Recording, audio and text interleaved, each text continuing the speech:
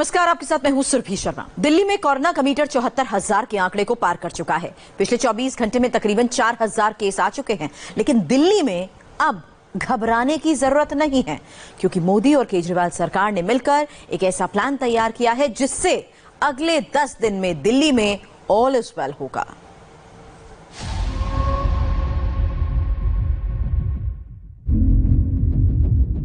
आपका नाम?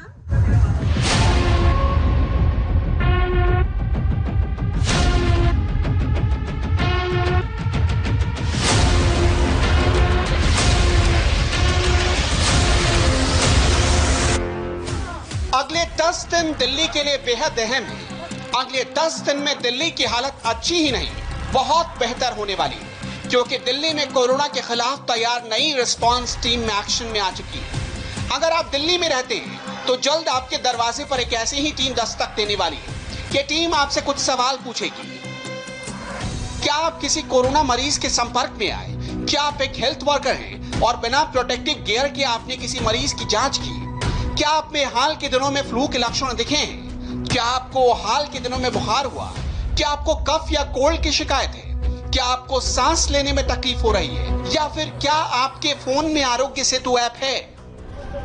दिल्ली की हर गली, हर मोहल्ले में यह टीम घूम रही है। दरअसल दिल्ली सरकार ने नया कोविड रिस्पांस प्लान बनाया है, जिसके तहत 6 जुलाई तक पूरी दिल्ली का सर्वे पूरा करने का टारगेट है। यानी अगले 10 दिनों में दिल्ली को स्वस्थ बनाने के प्लान पर युद्ध स्तर पर काम चल रहा है। Response team door to door जाती है, डेटा कलेक्ट करती है और उस डेटा के आधार पर कोरोना के मरीजों की पहचान की जा रही है। अगर घर के अंदर किसी सदस्य में या परिवार में कोरोना के लक्षण मौजूद होते हैं तो फौरन इसकी खबर जिला प्रशासन को दी जाती है और जिला प्रशासन मरीज के टेस्ट का इंतजाम करता है।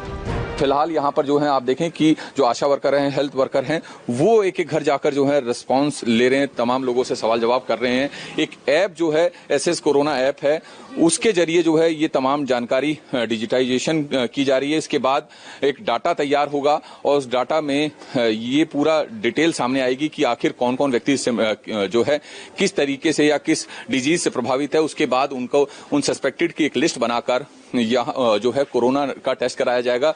रैपिड किट है जिसका आधे घंटे में रिस्पांस भी मिल जाता है, रिपोर्ट भी आ जाती है। हमारे साथ एसडीएम है करोल बाग, इनसे बात कर लेते हैं। सर, ये बताइए कि अभी तक आपके डिस्ट्रिक्ट में कितना किया जा चुका है और किस तरह का रिस्पांस मिल रहा है और क्या कुछ आंकड़े हैं?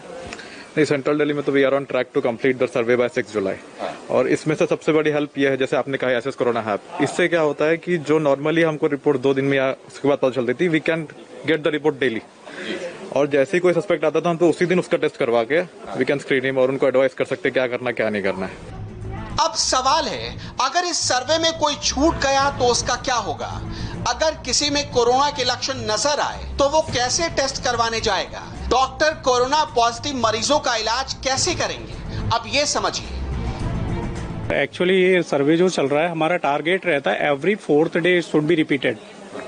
3 दिन में इसको कंप्लीट करना होता है हमें, तो मिनिमम 100 हाउस पर आशा और या पर टीम हम कह सकते हैं। मिनिमम इतना तो इनको टारगेट दिया गया, करना ही करना है ताकि पॉपुलेशन को कंप्लीट कवर किया जा सके। तो रिपीटेड सर्वे का ये फायदा होता है सर कि अगर कोई रह जाता है, मिस हो जाता है इस राउंड में, तो नेक्स्ट राउंड में वो आ जाता है।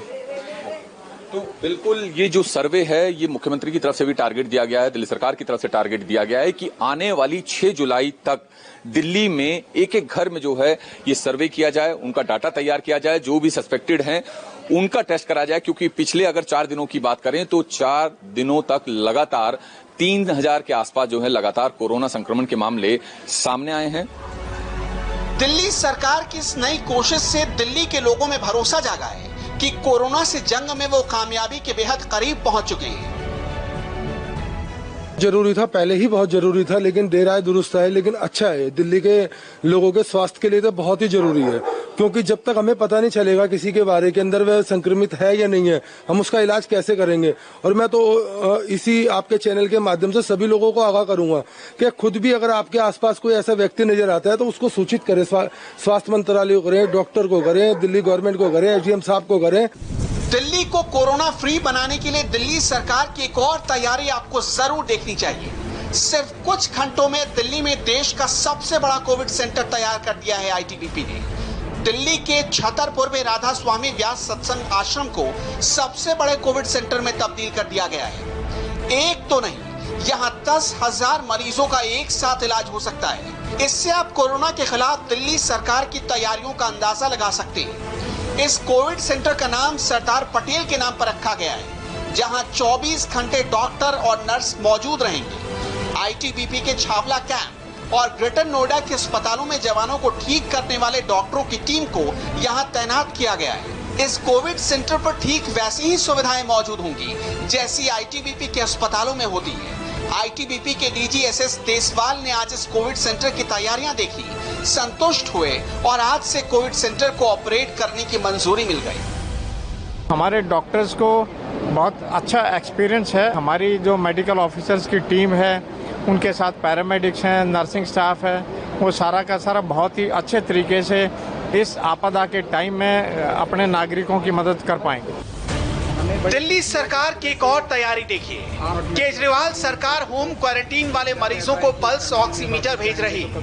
मुख्यमंत्री केजरीवाल खुद होम क्वारंटीन में ट्रीटमेंट ले रहे मरीजों को फोन कर रहे हैं। दिल्ली सरकार होम क्वारंटीन में रह रहे मरीजों का कैसे ख्याल रखती है, केजरीवाल की इस बातचीत से आप समझ जाएंगे। कोरोना में ना एक चीज सबसे ज्यादा ध्यान रखनी पड़ती है, वो है ऑक्सीजन लेवल। तो जैसे अपना ऑक्सीजन सैचुरेशन लेवल 95 होना चाहिए, ओके, लेकिन अगर ये 95 से नीचे आता है, 90 से नीचे चला जाता है तो थोड़ा प्रॉब्लम होती है, खतरनाक हो जाता है। ओके, 85 से और नीचे चला जाए तो और खतरनाक, बहुत ज्यादा खतरनाक हो जाता है। ओके, और इसमें कभी कभी पेशेंट्स को वैसे तो ऑक्सीजन लेवल नीचे जाता है तो ब्रेथलेसनेस होती है, सांस लेने में तकलीफ होती है, लेकिन ये बीमारी ऐसी है जिसमें कभी कभी पता ही नहीं चलता और कोई सिम्टम नहीं आते और ऑक्सीजन लेवल नीचे हो जाता है। ओके, इसीलिए आप सब लोगों को हमने ये ऑक्सीजन मीटर, पल्स मीटर भेजा है। मिल गया आपको? सर मिल गया सर हमको। नाप रहे हैं ना आप अपना ऑक्सीजन? बिल्कुल, रोज मॉर्निंग इवनिंग रात को मैं नाप लेता हूँ सर। मॉर्निंग इवनिंग हर 2-2 घंटे में नाप लिया करो, इसमें अचानक कई बार गिर जाता है oxygen. Okay sir, okay sir. कितना है अभी आपका ऑक्सीजन लेवल?